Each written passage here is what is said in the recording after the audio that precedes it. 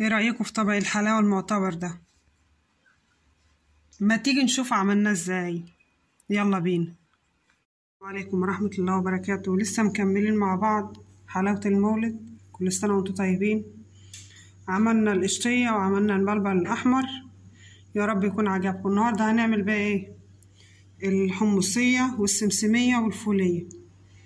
ماشي، معانا المكونات بتاعتها حوالي معلقة ونص سكر عسل جلوكوز او عسل ابيض اللي عندك، ديت معلقة خل، كوباية مية، كوباية ونص سكر، رشة ملح صغيرة، ليمونة احنا هناخد نصها.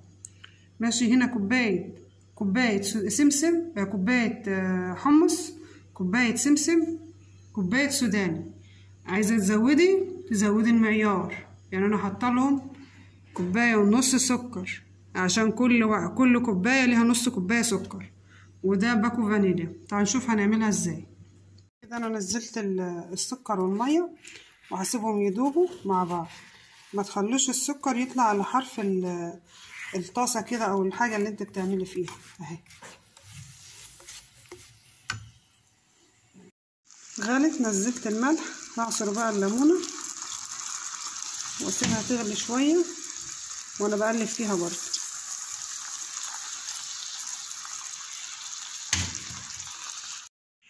خلاص بدأت تصفر. هنزل العسل الجلوكوز اهو وادوبه فيها، ورشة الفانيليا،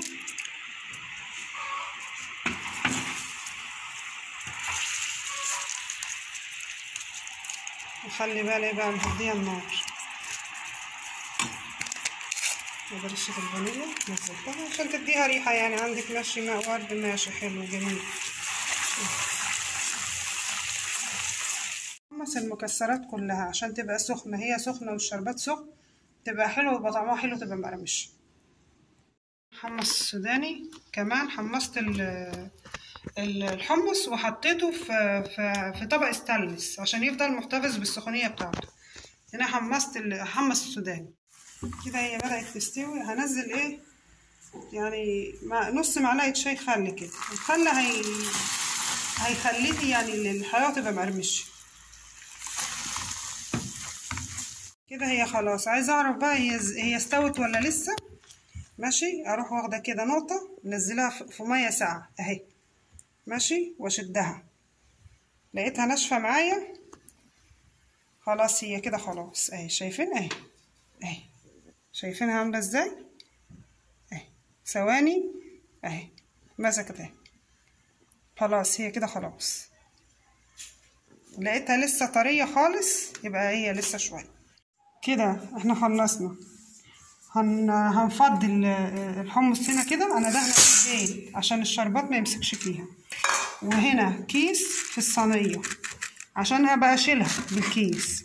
دهنها برضو زيت عشان الحلاوة ما تمسكش فيه. انا نزلت عليها الشربات وهقلبها بسرعة بقى عشان ايه ما تمسكش مني. لو احتاجت تاني هزود لها اهي. انا بقى هفرد بسرعة عشان ما تنشفش، هفردها وارجع لكم تاني. انا هنا سويتها اهي. طبعا دي مدهونة زيت، هعملها كده عبال ما اعمل التانية تكون نشفت شوية اروح مقطعاها، بس مش هسيبها تنشف جامد.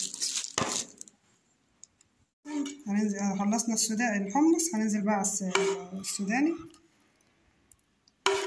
برضو كده وهقلب.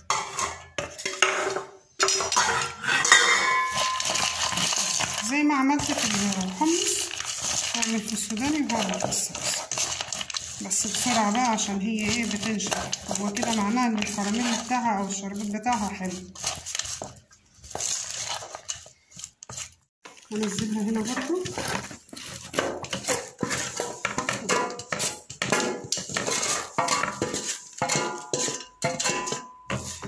وافردها برضو. هدهن المعلقة زيت، يعني هدهنها زيت او سباتولا، اي حاجة عندي افردها بيها كده، ادهنها زيت او بايدي لو هستحمل. ماشي كده انا سويتها اهي. ماشي، هعمل بقى زي ما عملت في السوداني وفي الحمص هعمل في السمسم. مش هقطعها لما تهدى شويه، بس مش هسيبها تنشف برضو عشان مش هعرف اقطعها. كده انا هقطعها قبل ما تنشف جامد، وبعدين اعمل السمسم عشان هي بدأت تمسك اهي ما شاء الله. والله حتى هي من قبل ما تنشف هتبقى مقرمشة وجميلة. هقطعها على قد ما انا عايزة.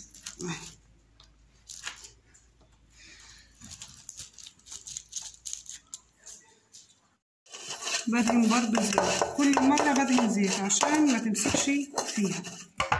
هفضي السمسم زي ما عملت هعمل برضو مع السمسم، هعمله واوريكم. بس الشربات واجيب لها كمان شويه. ريحه السمسم لما تحمص ريحته جميله، ريحته جميله طلع عليها كده، ريحته جميله والله. ده سمسم من الابيض، ده سمسم من الابيض عادي.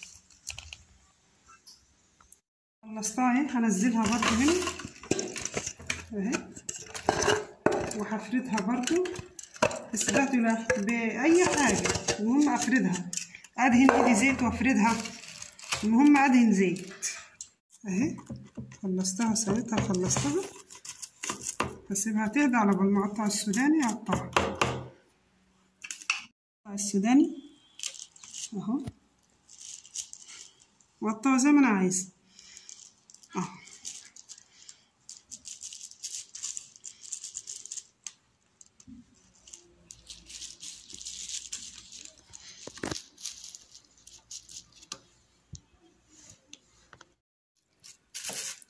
دهنت السكينه زيت وهقطع بقى ايه السمسم زي ما قطعت الحمص والسوداني. هو لسه ايه طري شويه، بس انا ايه مش هستنى عليه عشان ما ينشفش. كده احنا قطعنا الحلاوه وسيبناها لما نشفت. شايفين بكوبايه سكر عملنا كميه الحلاوه دي كلها، ولا نشتري ولا نعمل. شايفين عامله ازاي ناشفه اهي، بصي اهي اهي جميله والله. ما تنسوش لو عجبتكم تعملوا لنا اشتراك وتعملوا لايكات. عايزه اقول لكم الحاجه بنبقى مستصعبينها وهي بعيد، بس لما بنعملوها خلاص. انا عملتها كذا مره يعني، دي مش اول مره اعملها. نقطه الخل اللي بحطها بتفرق فيها، بتخليها تحفه من الاخر والله.